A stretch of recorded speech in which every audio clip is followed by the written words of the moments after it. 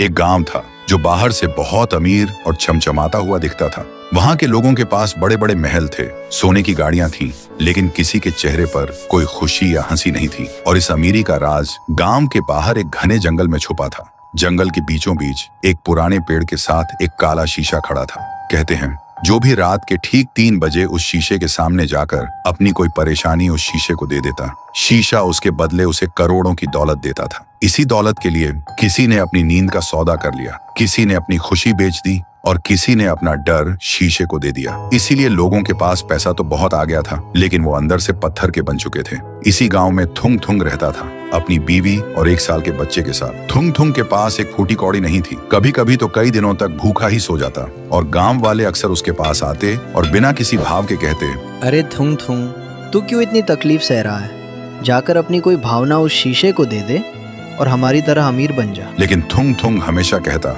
मेरी इंसानियत और मेरे जज्बात किसी दौलत से ज्यादा कीमती है। पर कहते हैं ना, गरीबी इंसान को कुछ भी करने पर मजबूर कर देती है। एक दिन थुंग थुंग जब काम से घर लौटा तो उसने देखा उसकी बीवी भूख से हार कर मिट्टी खा रही थी। ये देखते ही थुंग थुंग टूट गया और खुद से ही पूछने लगा, क्या फायदा ऐसी इंसानियत का जब अपना ही परिवार भूखा मर रहा हो। और वो रात के अंधेरे में उस काले शीशे के पास पहुंच ही गया। शीशे के अंदर से एक खौफनाक लाल रोशनी जगमगा रही थी। तभी एक डरावनी आवाज गूंजी, आओ मुझे अपनी कोई सबसे प्यारी भावना दो और बदले में दुनिया की सारी दौलत ले जाओ। थुंग थुंग ने रोते हुए कहा, मेरे पास कुछ नहीं है, बस ये मेरी गरीबी का दर्द और मेरे आंसू है।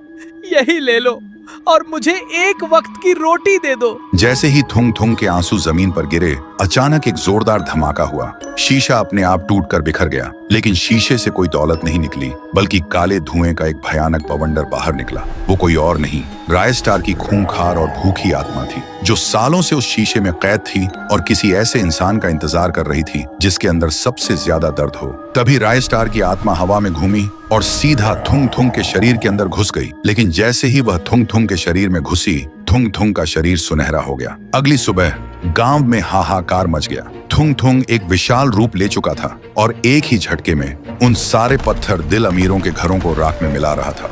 तभी वहां एक बाबा आया। बाबा ने अपनी जादुई ढाल आगे करते हुए चिल्लाकर कहा, रुक जाओ रायस्टार, इस बेकसूर थुंग थुंग के शरीर को छोड़ दो। और तुम चाहते क्या हो? सुनते ही थुंग थुंग का शरीर धीरे धीरे छोटा होने लगा और एक खौफनाक हंसी गूंजी। फिर एक बहुत ही भारी डरावनी आवाज में बोला, मैं इसे तब तक नहीं छोड़ूंगा जब तक इस वीडियो को देख रहे लोग चुपचाप सब्सक्राइब और लाइक वाला बटन नहीं दबा देते।